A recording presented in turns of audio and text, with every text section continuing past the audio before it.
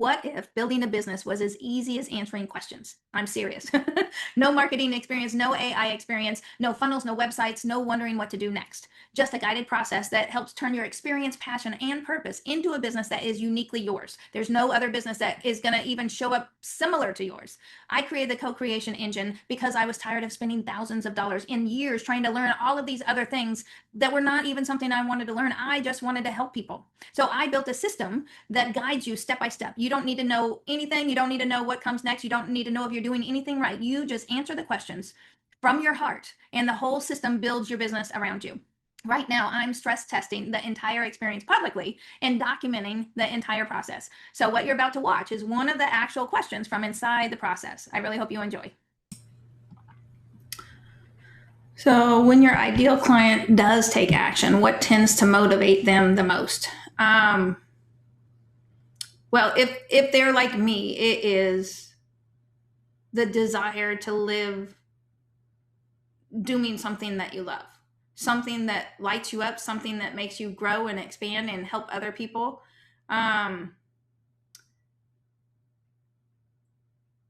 Sometimes they get to the point where if I don't get this thing up and running, then I have to give up on it.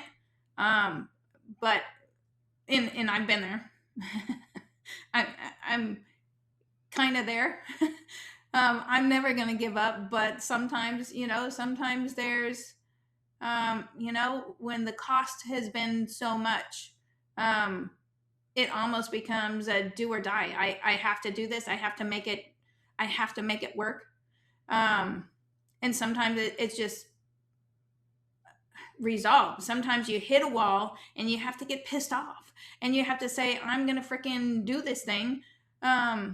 So there is that desire for freedom. I'm a Life Path 5. My whole world's about freedom and expansion. I think they want to have purpose. I think everybody wants to have a purpose. And I think a lot of people feel like if it's not in front of my face, I don't have a purpose. But there's some of us where the purpose is so big and so strong, that is what makes them do it. When they see so many people hurting in the exact way that you know how to solve, that might trigger them, right? So if you, for example, what I'm creating with Co-Creation Engine, there's so many people hurting. They're quitting. They're quitting their dream. They're quitting their business because it's so frustrating, because it's so expensive. And when I've been that person who's almost quit lots of times because of the pure frustration, and then I have this idea to solve that problem for not only myself, but for 93% of coaches. If you know you have the answer and you have that need and that desire to help people, that could be what pushes somebody into doing it. And I think what is really important is the cheerleaders. We talked about that, right? Sometimes people have no cheerleaders. They don't have anybody around them encouraging them to do this. Not that people around them are discouraging them, but they are complete solo on their desire to make things happen. And so I want to create that atmosphere of people to feel supported. That's one of the reasons I created Only the Inspired, because I felt like for a lot of my life, I was the only one around me that felt inspired. The only one around me that felt like I'm crazy enough to believe that I could help change the world. And, when I believe that I'm the only one that way, I shut my mouth and I don't say it. And so there's a lot of people that don't know that about me. But when you feel like you're kind of isolated on that island, it's harder. And so I created Only the Inspired as almost like a selective collective group of people who think big, people who are determined to make a difference and make an impact. People like, people that are sitting next to me at a Brendan Burchard event or a Tony Robbins event, willing to do the work and go through the stuff to make their life better, to make a difference in the world. And so I think when we can surround ourselves by people who are going to lift you up and say, I believe in you and I've struggled with you. And it's okay if you show up with mud on your face and blood on your face, just like the man in the arena, right?